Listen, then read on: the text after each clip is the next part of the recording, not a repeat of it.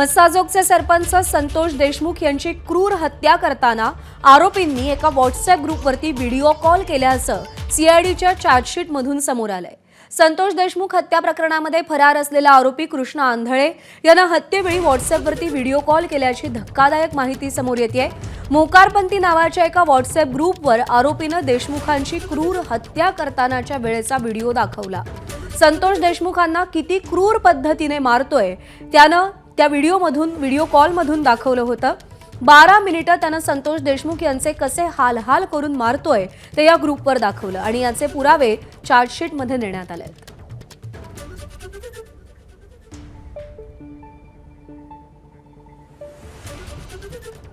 तर चार्जशीटमधले नवे धक्कादायक खुलासे आता समोर येत आहेत। संतोष देशमुख यांची क्रूर हत्या करताना आरोपींनी एका व्हॉट्सअप ग्रुपवरती व्हिडिओ कॉल केल्याचं सीआयडीच्या चार्जशीटमधून समोर आलंय। संतोष देशमुख हत्या प्रकरणात फरार असलेला आरोपी कृष्णा आंधळे यांना हत्येवेळी व्हॉट्सअपवरती व्हिडिओ कॉल केल्याची धक्कादायक माहिती समोर येते। मोकारपंथी हा त्या सगळ्यांचा एक ग्रुप होता आणि या ग्रुपवर आरोपीनं देशमुखांची क्रूर हत्या करतानाच्या वेळेचा व्हिडिओ दाखवला होता। संतोष देशमुख यांना आपण किती क्रूर पद्धतीने मारतोय हे त्यानं व्हिडिओ कॉलमधून दाखवलं होतं। 12 मिनिटं त्यानं संतोष देशमुख यांना कसं हाल करून मारतोय ते या ग्रुपवर दाखवलं आणि त्याचे पुरावे चार्जशीटमध्ये देण्यात आले। विकृती हा शब्द सुद्धा कमी पडावा अशी या सगळ्या आरोपींची वृत्ती आहे।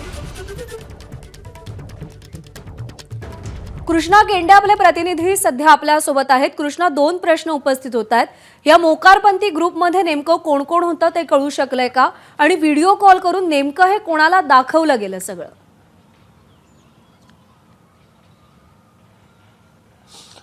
एबीपी माझाने सर्वात आधी काही दिवसापूर्वी बातमी दिली होती की मोकारपंथी नावाच्या ग्रुपवरती व्हिडिओ कॉल केला गेला, मात्र तो कोणी केला गेला हे कळू शकलेलं नव्हतं। आणि आता एबीपी माझा या सगळ्या संदर्भात सांगताय की हा कॉल फरार आरोपी कृष्णा आंधळे यांनी केलेला होता आणि यामध्ये 4 लोकांनी हा कॉल पाहिला गेला आणि या कॉलचे जर डिटेल या ठिकाणी चार्जशीटमध्ये लिहिण्यात आलेले आहेत। ते ज्या तारखेला खून झाला त्या तारखेला हा 5:14 हा कॉल केला गेला आणि हा जो कॉल आहे तो 5:26 या ठिकाणी सुरू होता। म्हणजे तब्बल 12 मिनिटं हा कॉल केला गेला आणि या 12 मिनिटांमध्ये हा जो मारहाण करतानाचा जो सगळा प्रकार आहे, म्हणजे संतोष देशमुख यांची जी निर्घुण हत्या केली गेली, त्यांना कसं मारलं गेलंय आणि हे आम्ही कसा बदला घेतो हे दाखवण्याचा याचा प्रयत्न होता।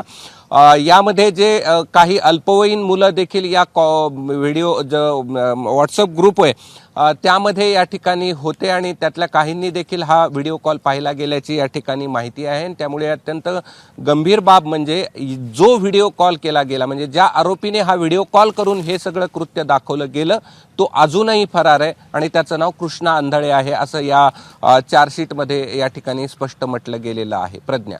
कृष्णा, धन्यवाद दिलेल्या माहितीसाठी। बातम्यांच्या विश्वातला सगळ्यात मोठा मंच,